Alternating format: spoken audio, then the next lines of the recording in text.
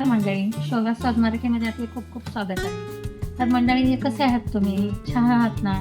छानच आहात अशी मी अपेक्षा करते. चला तर बनवूया आज झटपट आपण डब्यासाठी मेथीची भाजी. सुकी मेथीची भाजी आणि माझ्या पद्धतीने म्हणजे वेगळ्या पद्धतीने एकदम सुंदर लागते. तुम्ही टिफिनला द्या किंवा आपल्या जेवणाबरोबर डाळ भात बरोबर सुकी भाजी करू शकता. ही भाजी अत्यंत म्हणजे एकदम चवदार आणि खूप छान आहे. थंडी स्पेशल मेथीची भाजी. चला तर बघूया.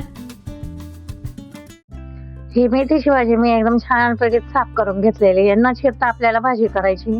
त्याच्यामुळे एकदम कोळी देठ अशी एकदम बारीक साफ करून घेतली मस्त. आणि तेल, मीठ, शेंगदाणे भाजून असे त्याचा कूट करून घेतलाय. 2 बटाटे, 3-4 मिरच्या, लसूण, जिरे म्हणजे या पद्धतीने आपण सर्व साहित्य घेतलेले आहे. तर आता आपण छान बटाट्याचे असे छोटे-छोटे काप करून घेणार आहोत. कारण आपल्या भाजीला खूप म्हणजे बटाटा टाकल्यामुळे भाजी खूप छान लागते. भाजीची चवच जरा बदलते. त्यामुळे आपण थोडंसं असं बटाट्याच्या फोडी करून घेणार आहोत छोट्या-छोट्या. कारण मेथीच्या भाजीमध्ये एकदम बटाटा टाकला ना भाजी पण पौष्टिक होते आणि चव पण अप्रतिम होते. तर आता आपण सर्वात प्रथम तेल टाकून घेऊ आणि भाजीला अशी छान खमंग अशी फोडणी करून घेणार आहोत. ही भाजीला फोडणी अशी कडक फोडणी बसली ना का भाजी एकदम छान लागते. आता आपण जिरे टाकून घेतलेले तेलामध्ये. तेल तापलं की बघायचं आणि नंतर जिरे टाकायचे. म्हणजे असे जिरे थोडे नाचायला लागले का लसूण आणि कोथिंबीर टाकून घ्यायची आपल्याला. लसूण आणि मिरच्या टाकून घेतल्या. सॉरी, मी कोथिंबीर बोलले. पण आता त्याच्यामध्ये मी कांदा हे टाकून घेतले बटाटे. हे एकदम छान असे परतून घ्यायचे आपल्याला. बटाटे चांगले परतले ना का असं भाजी टाकून घेतली का एकदम भाजी छान लागणार आहे. हे म्हणजे बटाटा असे जास्त वेळ परतून घेतल्यावर भाजी अशी बटाटे इतके पटकन शिजतात ना म्हणजे भाजीबरोबर बटाटा शिजून जातो आणि आपल्याला भाजीला पाणी सुद्धा टाकायचं नाही. त्यामुळे म्हणजे एकदम बटाटे अगोदर चांगले 5 मिनिटं परतून घेतले का छान शिजतात. आता आपण त्याच पद्धतीने आपण भाजी टाकून घेतली.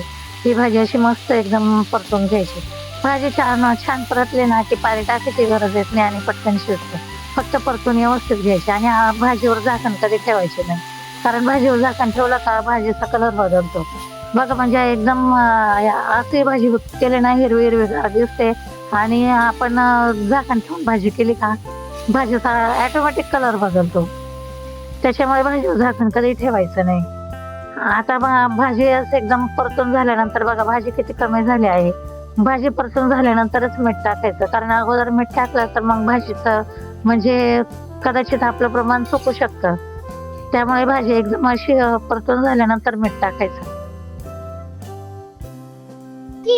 काय बोलायचे चांगला स्मेल येतोय. सुकी मेथीची भाजी चपाती बरोबर खायची ना तुला, वरण भाताबरोबर तोंडी लावायची. छान आहे ना भाजी? तुला आवडते ना? आता भूक लागली आता बनवायचं. ओके, पहा बरं मंडळी. आता नातू आला, त्याला सुगंध खूपच छान आलाय. तो म्हणतो मला भाजीचा सुगंध खूप छान आलाय. त्याला खूप आवडते भाजी. आता शेंगदाण्याचं कूट टाकून घेतलाय आपण आणि मस्तपैकी भाजी करून घेऊ. त्याला भाजी खूप आवडते म्हणून त्याला सुगंध आला. त्याने मला येऊन विचारलं आजी तू काय बनवते. आता आपण शेंगदाण्याचं कूट टाकून घेतलाय आणि आपण अशी मस्तपैकी भाजी एकदम अशी एकजीव करून घेणार आहोत. शेंगदाण्याचा कूट मी नंतर टाकला कारण अगोदर जर टाकला आणि शेंगदाण्याचा कूट भाजी चिकट होण्याची शक्यता असते. त्याच्यामुळे आपण हे शेंगदाणे भाजून घेतले होते आणि त्याचा कूट करून घेतलेला मी घरामध्ये ठेवते. तर तोच कूट मी घेतला होता.